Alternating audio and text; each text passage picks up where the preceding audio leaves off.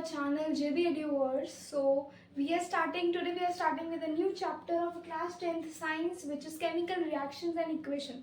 So before starting this chapter I want to tell you कि इस chapter की lecture रहेंगे कम से कम 3 से 5 लेक्चर्स लगेंगे और जो इस लेक्चर की ड्यूरेशन होगी वो 20 मिनट्स टू 30 मिनट्स या फिर आगे पीछे ज़्यादा नहीं, 5 मिनट आगे या 5 मिनट कम हो सकता है, बट इससे ज़्यादा हम आज के लेक्चर नहीं करेंगे क्योंकि आज का लेक्चर में हम सीखेंगे introduction to this chapter.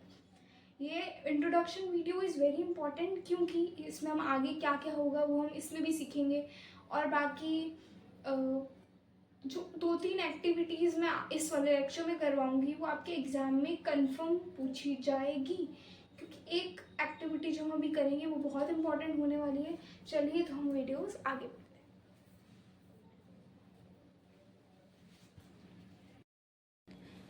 So, the chemical reactions and equation is a name of a chapter and what is chemical reaction?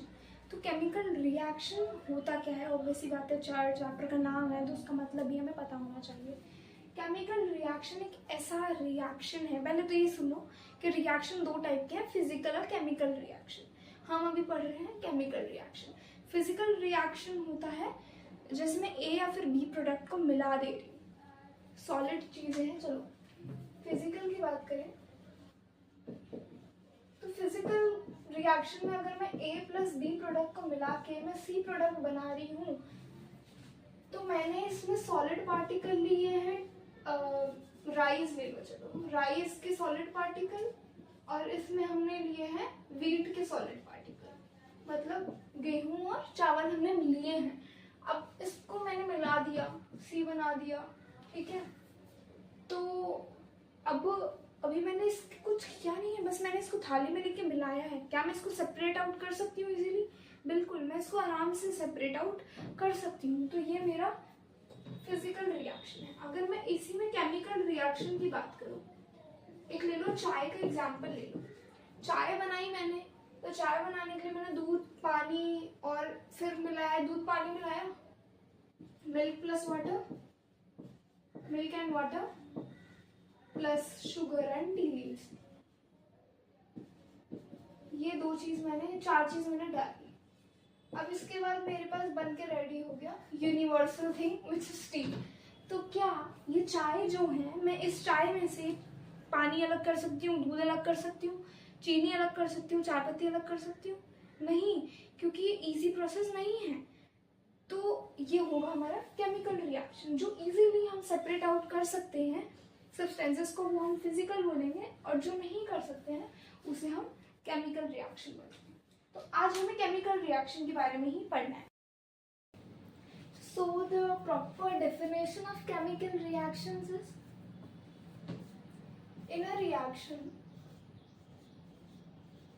आप अपने नोटबुक में लिख सकते हैं इसे, इन reaction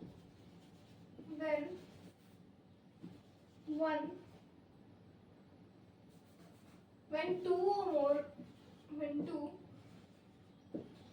or more substances react,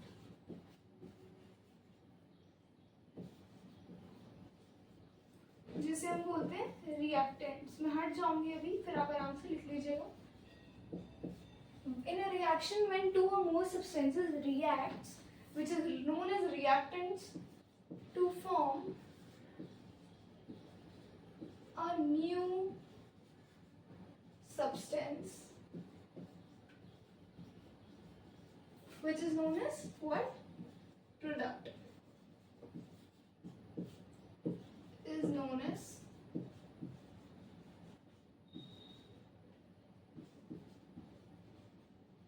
chemical reaction. Okay.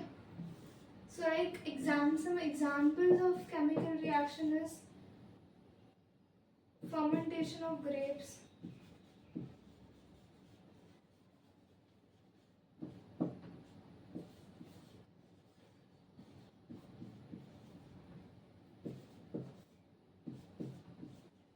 preparing of curd,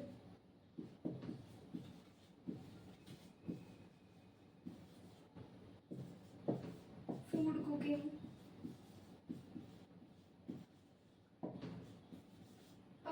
So like there are some and more and etc. you can write. Like बहुत सारे chemical reaction के एग्जाम्पल, ये तो रोज़मर्रा की लाइफ में जो हम यूज़ कर रहे हैं एग्जाम्पल को, ये मैंने लिखा है for your clarity. So what is chemical reaction? In reaction when two or more substances react, which is known as reactant, to form a new substance which is known as product, is known as chemical reaction. इसके examples है fermentation of grapes, preparing of curd, food cooking और etcetera. ठीक है, अब इसको मैं एक बार explain कर देती हूँ. फर्मेंटेशन ऑफ ग्रेप्स सड़ जा रहे हैं हमारे. ठीक है, as you all know, like अब तो सबको पता है, यू गाइज आर जेनजीज, तो लाइक अगर तुम नहीं भी पढ़ोगे तो तुम्हें इतना पता है कि ग्रेप्स को अगर हम सड़ा के एल्कोहल भी बना सकते हैं.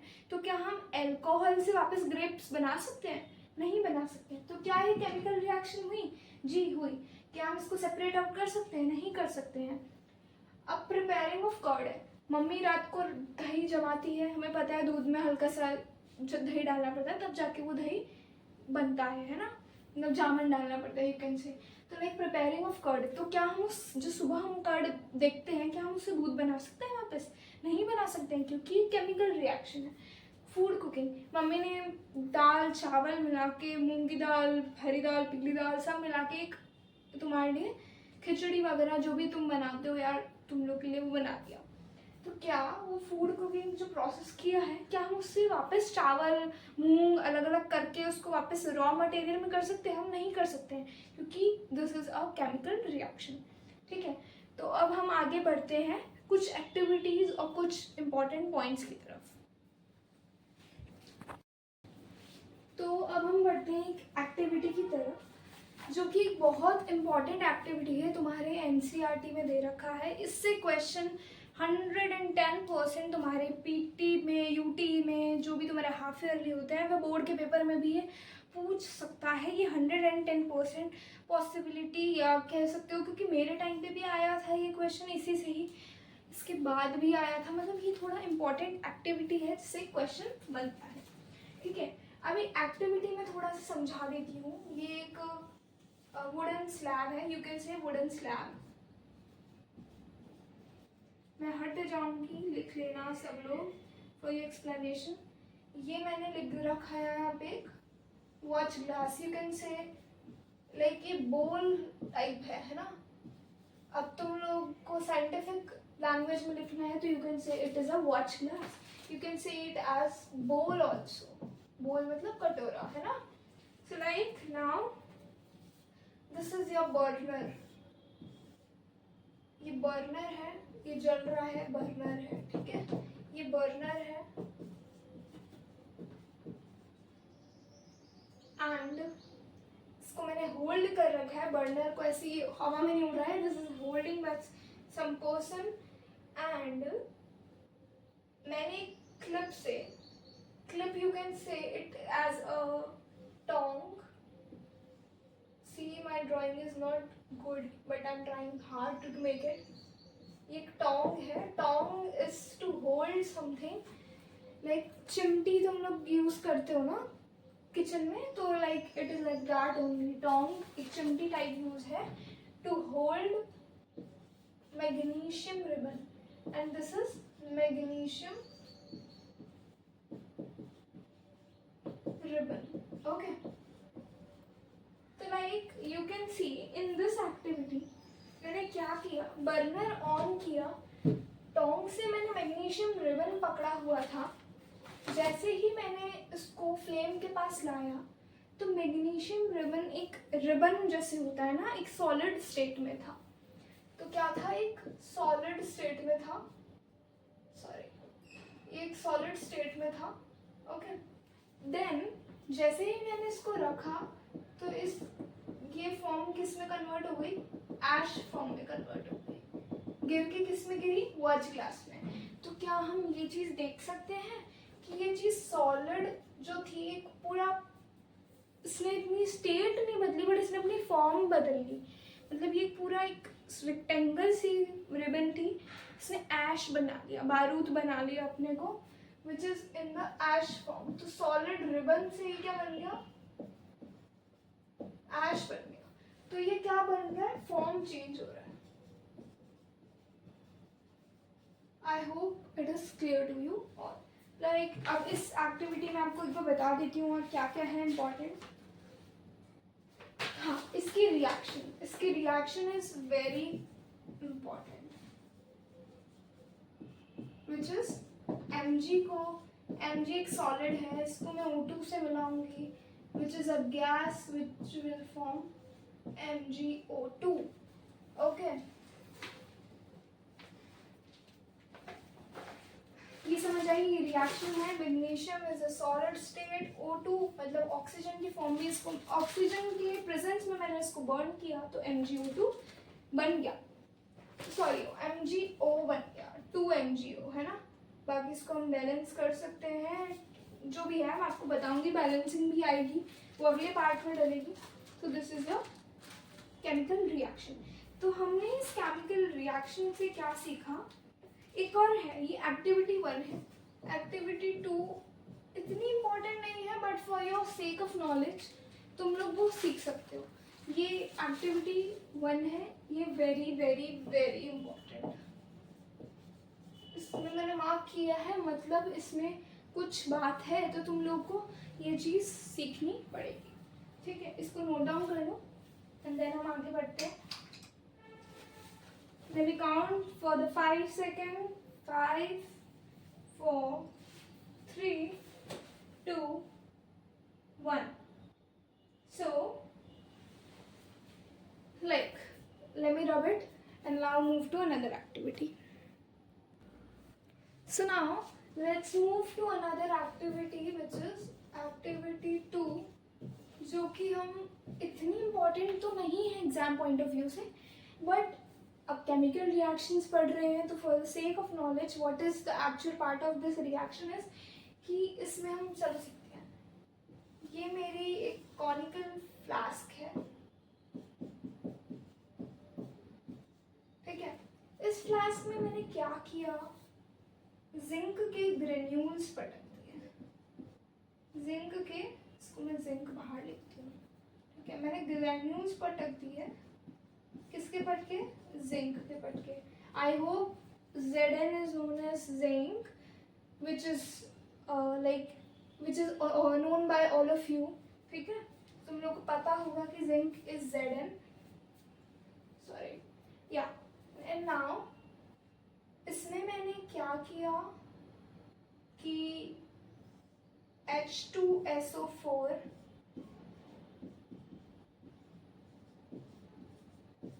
डाइल्यूट H2SO4 मैंने इसमें डाल दिया.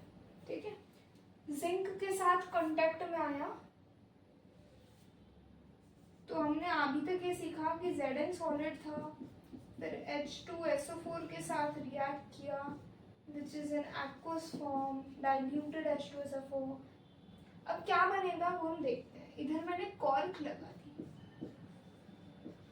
ठीक है, इसमें मैंने एक गैप देके ट्यूब लगाई, जिससे हल्का सा ट्यूब लगाई ट्यूब.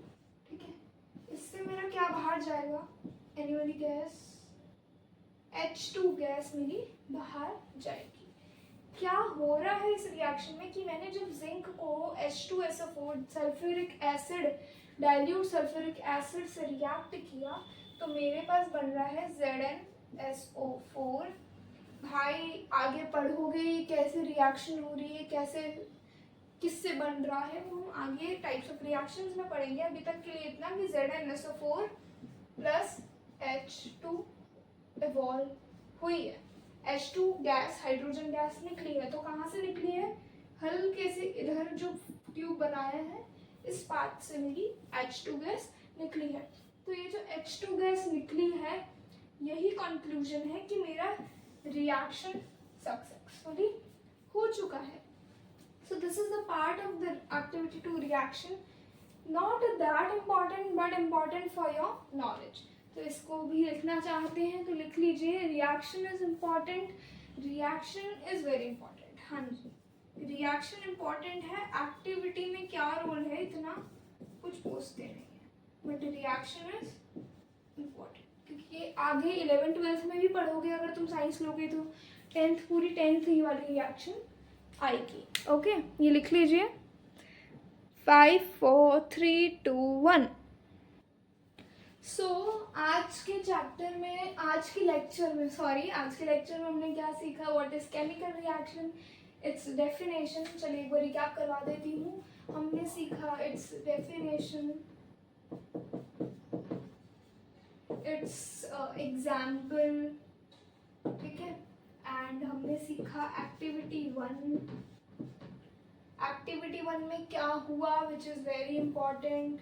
एक्टिविटी 2 में भी इसकी हमने क्या देखा, जिंक को किसके साथ रिएक्ट किया, क्या निकला बाहर, और इसकी भी रिएक्शन इम्पॉर्टेंट है। तो इस लेक्चर 1 में हमने ये चीज़ कंप्लीट कर दी। आने वाले लेक्चर में, लेक्चर 2 में हम पढ़ेंगे how to balance a chemical equation, very important part of a whole chemistry. तुम आगे भी पढ़ोगे इसको, 11th में भी काम आएगा, 12th में भी काम आएगा, पूरी 10th काम आएगा। इवन तुम आगे भी अगर केमिस्ट्री परस्यू करते हो, it is a very very important part of your whole chemistry. तो लाइक केमिस्ट्री में बैलेंसिंग केमिकल इक्वेशन बहुत ज़रूरी है। इसके बाद जो अगला लेक्चर आएगा, मस्ट वॉच, और ये भी इम्पॉर्टेंट है क्योंकि बेसिक्स है, तुम्हारे बेसिक्स क्लियर नहीं होंगे तो आगे प्रॉब्लम आएगी। तो I hope you understand something, you learn something.